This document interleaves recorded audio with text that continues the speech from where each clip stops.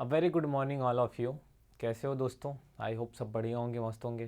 प्यारे साथियों, आज की जो हमारी क्लास होगी बीएससी एग्रीकल्चर फोर्थ सेमेस्टर में जो है आज हम पढ़ेंगे क्रॉप के बारे में। जिस क्रॉप के बारे में, वह क्रॉप गन्ना। किसके बारे में आज जो हमारी आप क्रॉप जिसके बारे में हम पढ़ेंगे वो है गन्ना। आज हम गन्ने के बारे में बेसिक डिटेल के बारे में जानकारी लेंगे। और ये गन्ना जो है शुगर केन, ये अक्सर एग्ज़ामों में, आपके सेमेस्टर एग्ज़ामों में कई बार पूछा जाता है। और गन्ने से कई कंपटीशन एग्ज़ामों में भी गन्ने से सवाल पूछे जाते हैं। तो हम अपनी क्लास को, आज की क्लास को अपना शुरू करते हैं। सबसे पहले देखते हैं गन्ना और गन्ने का बोटेनिकल नेम क्या है।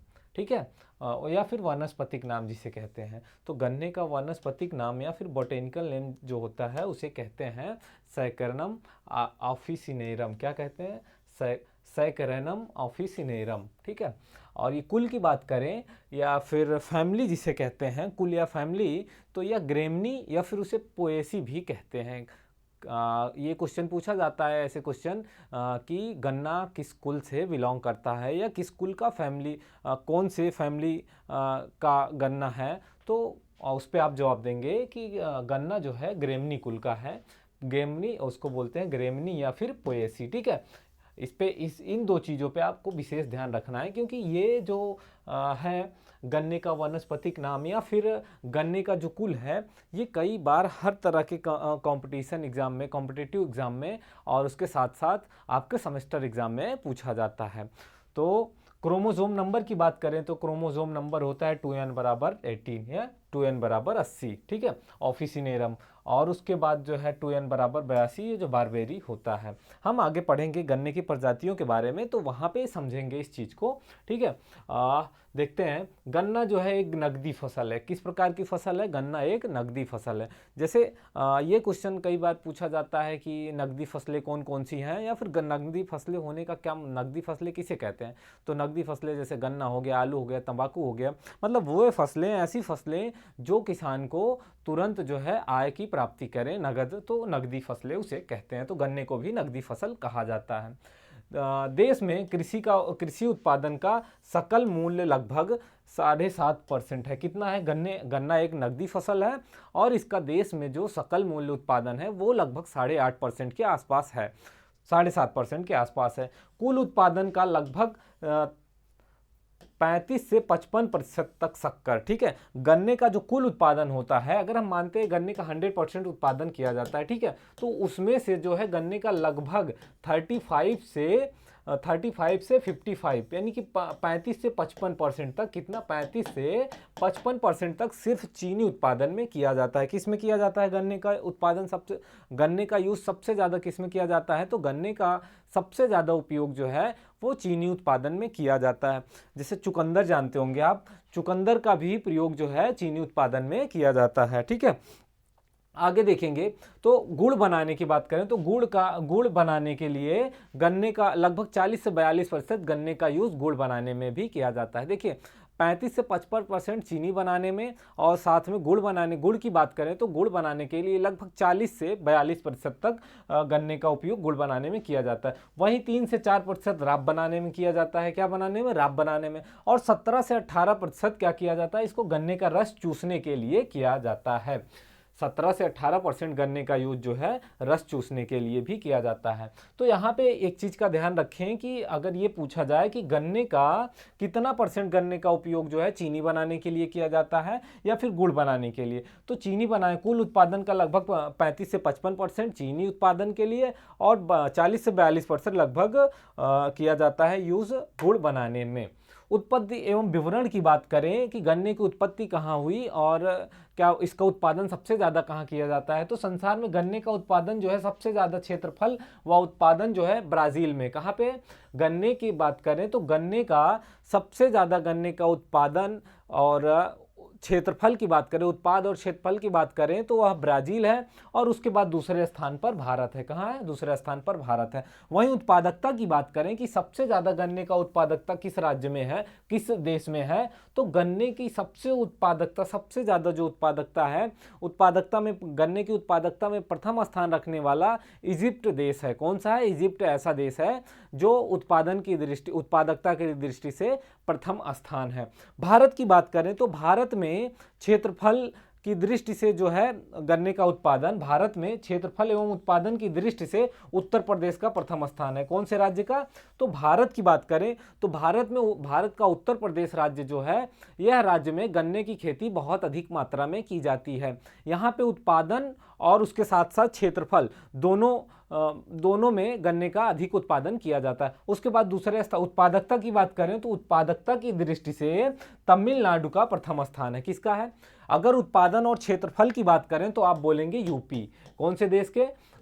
भारत देश के कौन से स्टेट में, कौन से राज्य में? तो यूपी में सबसे ज्यादा गन्ने का जो है क्षेत्रफल और उत्पादन होता है। उत्पादकता की दृष्टि से बात करें तो तमिलनाडु। कहाँ पे? तमिलनाडु। गन्ने का तमिलनाडु उत्पादकता की दृष्टि से प्रथम स्थान है। भारत में शक्कर बनाने या चीनी बनाने का जो कारखाना है वह सबसे पहले कहाँ पे लगाया गया? ठीक है, ये सवाल भी पूछा जाता है कि भारत में सबसे पहले गन्ना उत्पादन की जो मिल की स्थापना हुई कहाँ पे हुई? तो यह बंगाल में हुई। कहाँ पे हुई? बंगाल में हुई। और ये लगभग 1784, हाँ, सन 1784 में गन्ने उत्पादन इसको बंगाल में स्थापित किया गया। यानी कि गन्ने से शक्कर बनाने का जो कारखाना सर्वप्रथम भारत में जो कारखाना लगाया गया, यह हुगली नदी के किनारे बंगाल में सन 1784 में स्थापित किया गया। आगे बात करें इसके वानस्पतिक विवरण की कि गन्ने का जो है वानस्पतिक विवरण क्या है, तो गन्ने की औसतन ऊंचाई की बात करें कि गन्ने की जो औसतन ऊंचाई है, ये सरफेस एरिया हो गया, ये हम मान लेते हैं हमारा गन्ना हो गया। ठीक है, ये उसकी पत्तियां हो गई। तो औसतन ऊंचाई की बात करें तो ये लगभग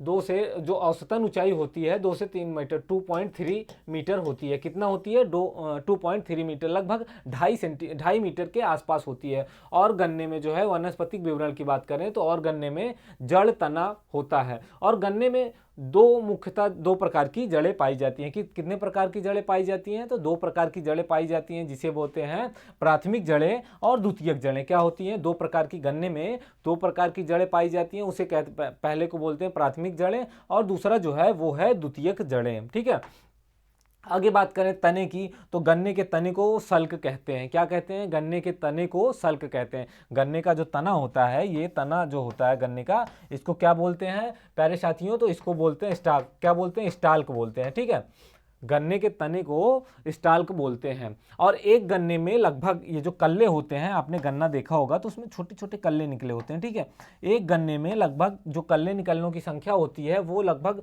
20 से 40 होती है। कितना होती है दोस्तों? 20 से 40 होती है। गन्ने में कल्ले एक गन्ने में, या फिर जो गन्ने का जो तना होता है, तने को क्या बोलते हैं? स्टाल्क बोलते हैं। और एक गन्ने में लगभग 20 से 40 कल्ले पैदा करने की क्षमता होती है। कितना होती है? 20 से 40 और नोड की बात करें तो गन्ने में नोड जो होती है, नोड जगह जगह गन्ने में देखेंगे ऐसे नोड निकली हुई होती है। ठीक है, इसे नोड कहते हैं। क्या कहते हैं? इसे नोड कहते हैं। नोड के विपरीत भाग पर एकांतर रूप से कलिकाएं यानी आंखें निकली होती हैं। क्या होती हैं? आंखें। देखे होंगे आप कि गन्ने में छोटी छोटी ऐसे आंखें निकली होती हैं। ठीक है, छोटी छोटी आंखें निकली होती हैं। तो क्या होता है? ये नोड के विपरीत भाग में होती हैं। ये नोड का हिस्सा हो गया तो सीधा इसके विपरीत भाग में होती हैं। गन्ने में कुछ ऐसी संरचना बनी होती है। मान लीजिए ये गन्ना है तो उसमें कुछ ऐसी संरचना बनी होती है, उसमें आंखें निकली होती हैं। ठीक है, प्रत्येक नोड पर, प्रत्येक गांठों पर, गन्ने की जितनी भी गांठें होती हैं, हर गांठों पर क्या होता है? हर गांठों पर आंखें निकली होती हैं। ठीक है, एकांतर रूप से कलिकाएं बोलते हैं या फिर उसे आंखें भी बोलते हैं। लीफ की बात करें, पत्ती की, तो पत्ती तने की गांठ पर पत्ती के छत चिन्ह लीफ स्टाफ द्वारा जुड़ी होती है। क्या होती है? ये जो गांठ होती है वहीं से पत्तियां निकली होती हैं। ठीक है, पत्तियां जो है तने की गांठों पर एकांतर क्रम में होती हैं। किस क्रम में होती है? एकांतर क्रम में ऐसे पत्तियां लगी होती हैं, गन्ने के पौधों में ऐसे एक अंतरक्रम में पत्तियां लगी होती हैं।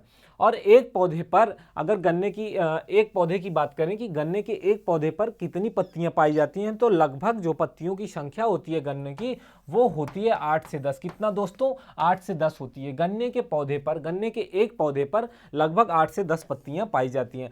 पुष्पक्रम की बात करें तो गन्ने के जो पुष्पक्रम होता है इसको क्या कहते हैं? एरा कहते हैं। क्या कहते हैं? एरा कहते हैं। गन्ने के पुष्पक्रम को क्या कहते हैं? एरा कहते हैं। और पुष्पक्रम के निकलने की जो प्रक्रिया होती है, गन्ने में पुष्पक्रम निकलने की जो प्रक्रिया होती है उसे बोलते हैं, क्या बोलते हैं? उसे एरोइंग बोलते हैं। क्या बोलते हैं? एरोइंग बोलते हैं। ठीक है, क्या बोलते हैं? इसे एरोइंग बोलते हैं। ये भी कई बार सवाल पूछा गया है कि गन्ने के पुष्पक्रम को क्या बोलते हैं, या फिर गन्ने के पुष्पक्रम के निकलने की प्रक्रिया को क्या बोलते हैं। तो इस पे आप लोग थोड़ा सा ध्यान दीजिएगा। वर्गीकरण की बात करें तो गन्ने की 5 प्रजातियां होती हैं। कितनी? 5 जातियां हैं। गन्ने की प्रमुख 5 जातियां हैं जिनकी अपनी अपनी कुछ क्वालिटी होती है। तो आइए हम देखते हैं क्या है और कौन कौन सी प्रजातियां हैं। तो पहला है सैक्रम ऑफिसिनेरम, जिसकी गुणसूत्र या क्रोमोसोम संख्या जो होती है वो होती है 2n बराबर 80। और इसकी उत्पत्ति की बात करें तो इसकी उत्पत्ति कहाँ माना जाता है? इसकी उत्पत्ति न्यू गिनिया माना जाता है। कहाँ पे? न्यू गिनिया माना जाता है। न्यू गिनिया, ठीक है, न्यू गिनिया इसकी उत्पत्ति स्थान माना जाता है। इसका पौधा, जो ये पौधा होता है सैक्रम ऑफिसिनेरम, ये पौधा छोटा होता है और इसमें शर्करा की मात्रा अधिक पाई जाती है। किसकी? चीनी की मात्रा अधिक पाई जाती है। दूसरा जो है वो है सैक्रम बारबेरी। क्या है? Saccharum barberi. इसमें गुणसूत्रों की संख्या 2n बराबर 42 124। इसको जो है भारतीय गन्ना कहते हैं। क्या कहते हैं? अगर ये पूछा जाए कि भारतीय गन्ना किसे कहते हैं तो सैक्रम बारबेरी को भारतीय गन्ना कहते हैं। सैक्रम ऑफिसिनेरम ये जो है न्यू गिनिया इसकी उत्पत्ति स्थल माना गया है। कहाँ माना गया है? न्यू गिनिया उसकी उत्पत्ति स्थल। और सैक्रम बारबेरी जो होता है इसे भारतीय गन्ना भी कहते हैं। यह जो छोटा होता है, यह गन्ना होता है छोटा और होता पतला। इसमें सुक्रोज की मात्रा होती है कम। ठीक है, सैक्रम बारबेरी जो होता है इस गन्ने में, इसको भारतीय गन्ना कहते हैं और ये छोटा होता है, पतला होता है और इसके साथ साथ इसमें सुक्रोज की मात्रा क्या होती है? कम होती है। दोस्तों यहाँ तक आपको समझ में आया होगा। अगली जो तीसरी प्रजाति है ये है सैक्रम साइनोसिस। इसमें जो है गुणसूत्रों की संख्या की बात करें तो गुणसूत्रों की संख्या 2n बराबर 118 होती है। यह जाति का पौधा लंबा और पतला होता है। क्या होता है? सैक्रम साइनोसिस ये होता है पतला, उसके साथ क्या होता है? लंबा होता है।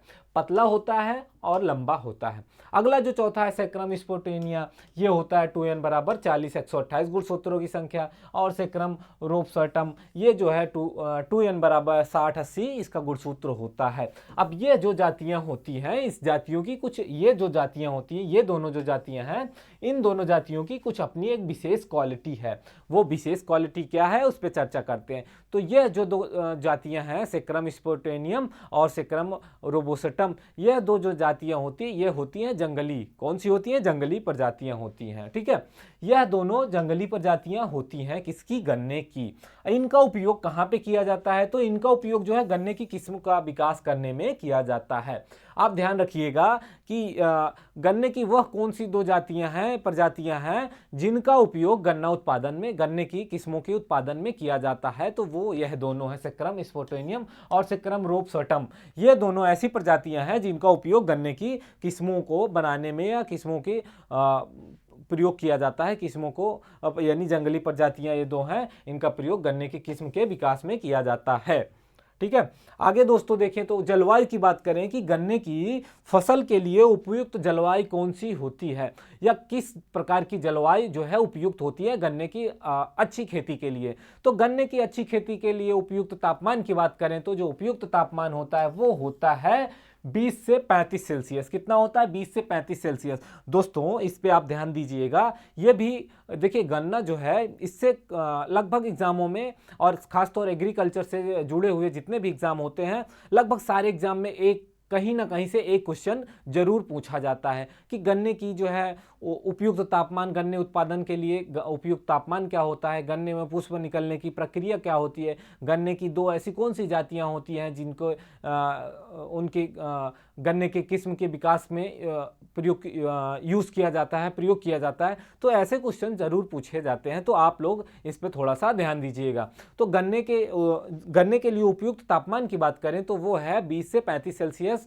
जो है उपयुक्त तापमान माना जाता है। ठीक है, गन्ने के लिए उष्णकटिबंधीय जलवायु की आवश्यकता होती है। अगर जलवायु की बात करें कि गन्ने की अच्छी फसल के लिए किस प्रकार की जलवायु अच्छी होती है, तो गन्ने की अच्छी फसल के लिए उष्णकटिबंधीय जलवायु की आवश्यकता होती है। वहीं गन्ने की वृद्धि के समय जो है लंबी अवधि तथा गर्म व नम मौसम सर्वोत्तम माना जाता है। क्या होता है, दिन जो है लंबी अवधि का हो और मौसम जो है गर्म व नम हो, तो यह जो है सर्वोत्तम माना जाता है।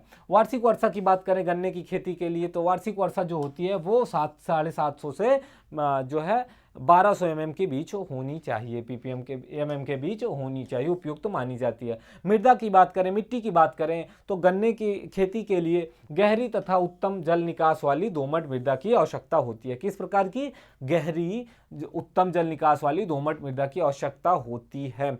अब वहीं पीएच मान की बात करें कि गन्ने की खेती के लिए पीएच मान जो होता है, इसे पीएच को हमने पहले भी डिस्क्राइब किया था, हाइड्रोजन परऑक्साइड। ठीक है, पीएच मान की बात करें तो ये है 6 से 8.5 के बीच जो गन्ने का पीएच मान, गन्ने की खेती के लिए मृदा का पीएच मान होना चाहिए। वहीं अम्लीय मृदा की बात करें कि अगर मृदा अम्लीय है तो वहां पे जो है अम्लीय मृदाएं गन्ने की खेती के लिए क्या होती है, हानिकारक होती हैं। किस्मों की बात करें, कुछ भारत में उन्नत किस्में जो हैं उनका विकास जो है, भारत में गन्ने की उन्नत किस्मों का विकास 1912 में हुआ, यसाई कोटुम्बूर में हुआ। कहाँ पे? कोटुम्बूर में हुआ। और भारत में सर टी.एस. वेंकटरमन ने पहला इंटर स्पेसिक गन्ना संकर को जो है कोटुम्बूर 205 कितना CO 205 का विकसित किया। ठीक है, और प्रमुख फसलें की बात करें तो CO 313, CO 392, CO 327, CO 1148, COJ 671, CO 883, 71 और CO 85,004 किस्में हैं जो प्रमुख हैं, गन्ने की प्रमुख किस्में, भारतीय किस्में हैं। ठीक है, बुआई व रुपाई की बात करें या फिर समय की बात करें तो जो गन्ने की बुआई मुख्यतः 3 ऋतुओं में की जाती है। कितने प्रकार की ऋतुओं में की जाती है? गन्ने की बुआई मुख्यतः 3 प्रकार की ऋतुओं में की जाती है, शरदकालीन, बसंतकालीन और ग्रीष्मकालीन, 3 प्रकार की ऋतुओं में किया जाता है। अगर हम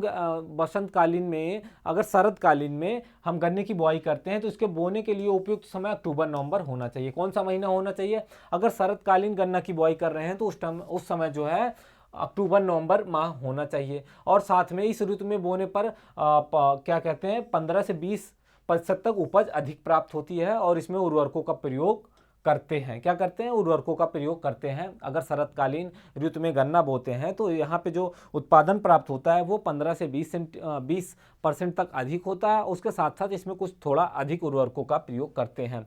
बसंतकालीन गन्ना की बुआई का समय जो होता है वो होता है फरवरी-मार्च। कौन सा महीना होता है? फरवरी-मार्च, ये बसंतकालीन महीना जो होता है, बसंतकालीन जो गन्ना की बुआई होती है वो फरवरी-मार्च में होती है। भारत में लगभग 85% क्षेत्रफल पर क्या होती है? बसंतकालीन गन्ने की ही बुआई होती है। अगर भारत देश की बात करें तो भारत में जो है बसंतकालीन गन्ने की जो बुआई होती है वो बसंतकालीन में ही होती है, फरवरी-मार्च में होती है सबसे ज़्यादा। वहीं वर्षाकालीन गन्ने की बात करें तो इसकी खेती मुख्यतः दक्षिण भारत में की जाती है। क्या की जाती है? यह फसल 18 से 20 माह में तैयार होती है।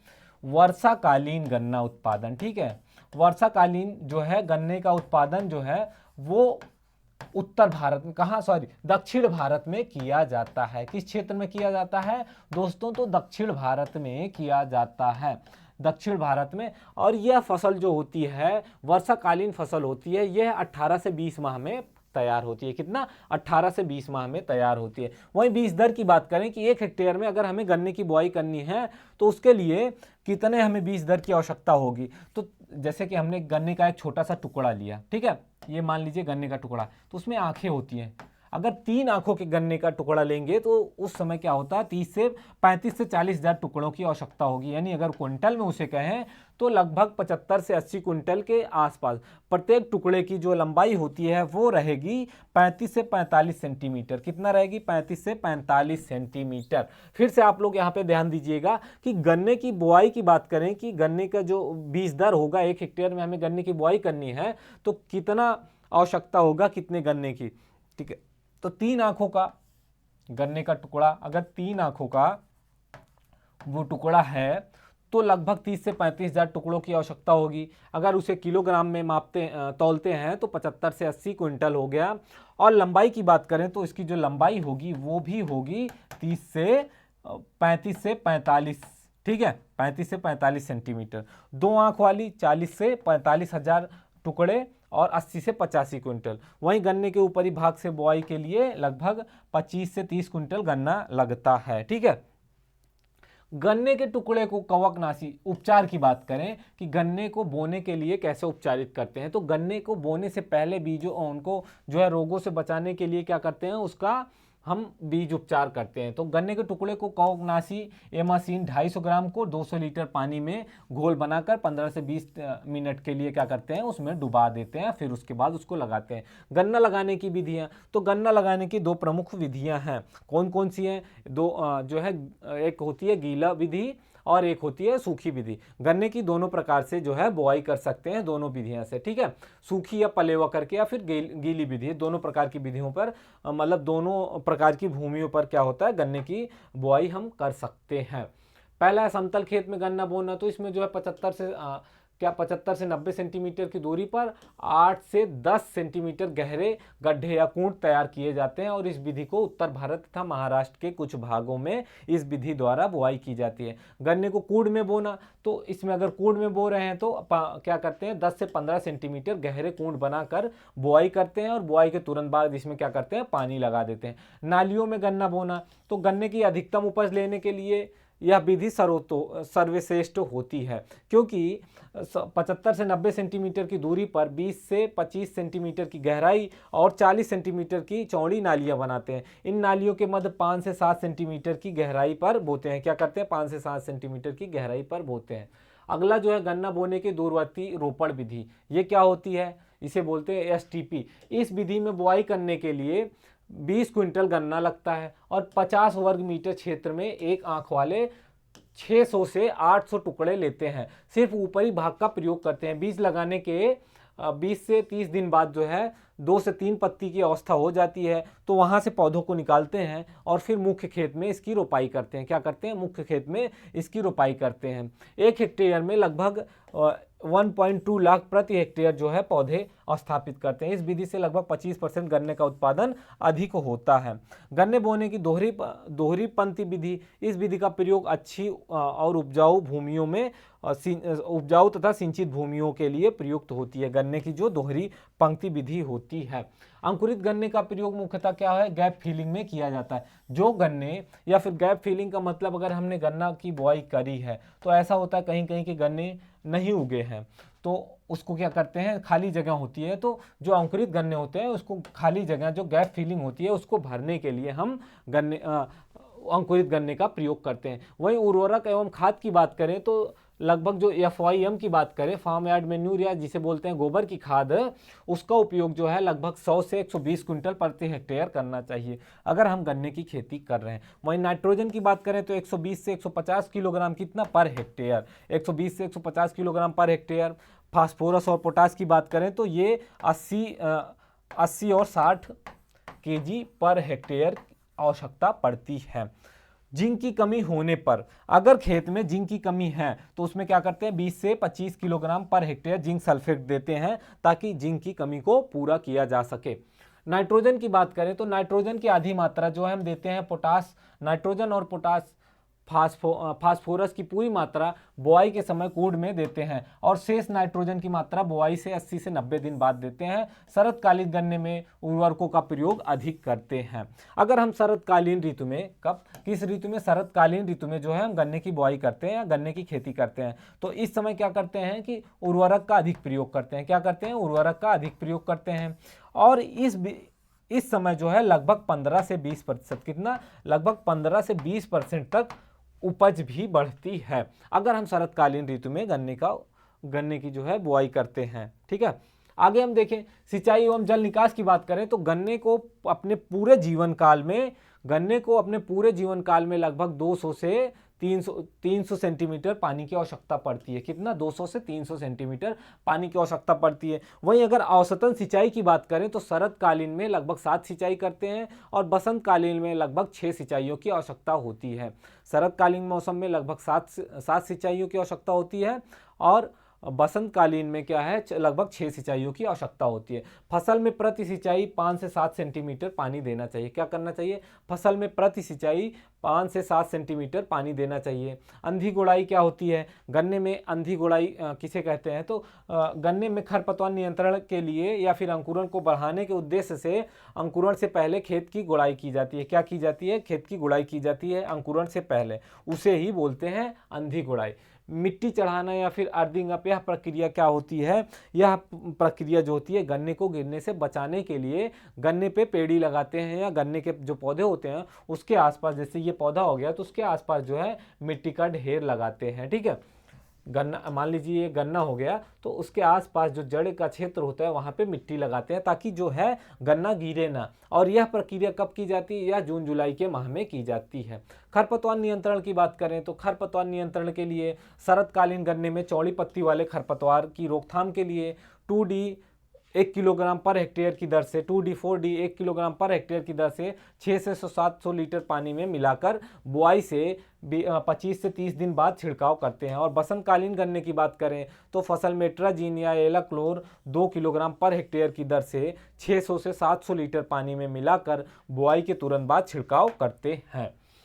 कीट की बात करें तो गन्ने का जो प्रमुख कीट होता है वो एक पहला है जो दीमक। इसका प्रयोग अक्टूबर से दिसंबर माह में होता है और इसके उपचार के लिए हमें क्लोरोपायरीफास 5 मिलीलीटर 1 लीटर पानी में मिलाकर 15 मिनट के लिए डुबाकर रखना चाहिए। दूसरा कीट जो है वो है प्रोछिदक, जिसे सूट बोरर भी कहते हैं। यह कीट गन्ने के छोटे पौधों को ग्रीष्म ऋतु में काफ़ी हानि पहुंचाता है। क्या करता है, यह गन्ने के छोटे पौधों को गर्मी के मौसम में हानि पहुंचाता है। तो इसकी रोकथाम के लिए हमें क्या करते हैं, क्लोरोपायरीफास 5 ml 1 लीटर पानी में क्या करते हैं, क्लोरोपायरीफास 5 लीटर पानी में जो है मिलाकर उसे 15 मिनट के लिए डुबाकर रखना चाहिए। और क्या करते हैं, खड़ी फसल में इसका जो है प्रकोप शुरुआत में अगर रोकना है तो कार्बोफ्यूरान 25 से 30 किलोग्राम पर हेक्टेयर प्रयोग करते हैं। ठीक है, ताकि इससे बचा जा सके। अगला जो कीट है वो है शीर्ष तना छेदक। यह भी सबसे खतरनाक है और इसका जो प्रकोप होता है ये जुलाई से अक्टूबर माह में होता है। ये क्या होता है, ये गन्ने के शीर्ष भाग को अंदर, गन्ने का जो शीर्ष भाग होता है, ऊपरी भाग होता है, उसके अंदर घुसकर उसके गूदे को क्या करता है, खाने लगता है। इससे पौधे की वृद्धि रुक जाती है। इससे रोकथाम के लिए हमें कार्बोफ्यूरान 33 किलोग्राम पर हेक्टेयर की दर से छिड़काव करना चाहिए।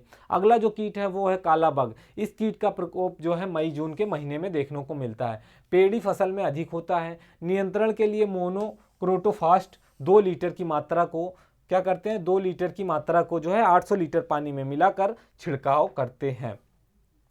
रोग नियंत्रण, गन्ने के रोग नियंत्रण के लिए फसल में अगर जो गन्ना होता है, गन्ने के रोग से या गन्ने में रोग लगने के कारण लगभग 20 से 50% तक गन्ने की फसल में या उत्पादन में हानि होता है। रोग की बात करें तो गन्ने का जो प्रमुख रोग है देखा जाता है वो है लाल सड़न रोग। ये ट्राइकोलीटोकाटाइकम फाल्केटम नामक फफूंदी द्वारा लगने वाला तने एवं पत्तियों का रोग है। किसका है, तने एवं पत्तियों का रोग है। लाल सड़न रोग के नियंत्रण के लिए उचित फसल क्रम उपचार क्या करना चाहिए, इस रोग से बचने के लिए उचित फसल चक्र अपनाना चाहिए या फिर बुआई से पहले जो बीजों के टुकड़े होते हैं उनको कार्बेंडाजिम 0.1% के घोल से उपचारित करते हैं या फिर लाल सड़न रोग रोधी जो है किस्मों का प्रयोग करना चाहिए। जो कुछ किस्में हैं CO 86-032, कुटुम्बूर 86-249, ये सारी जो किस्में हैं ये कुटुम्बूर से निकाली गई हैं।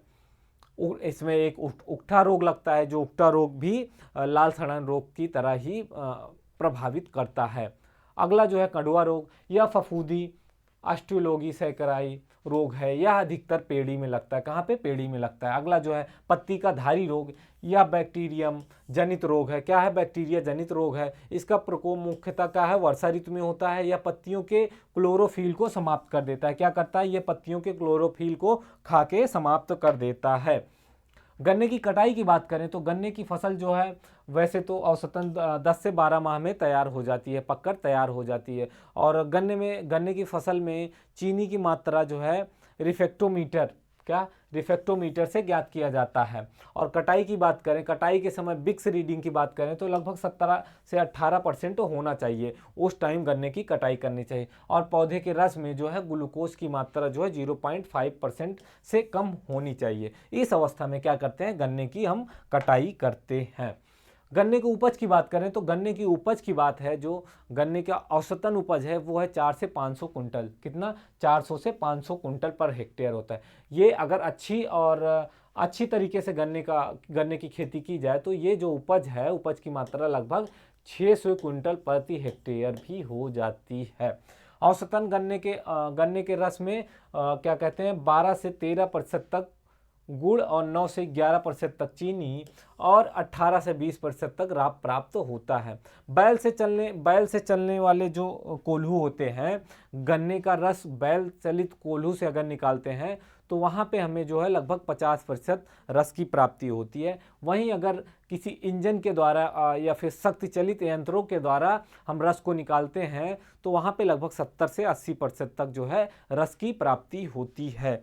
तो दोस्तों आज की जो हमारी गन्ना की क्लास थी ये यहीं पे समाप्त होती है। मैं आशा करता हूँ कि आप सबको ज़रूर पसंद आई होगी हमारी क्लास, और मिलेंगे हम अगली वीडियो में एक नई क्लास के साथ। जय हिंद।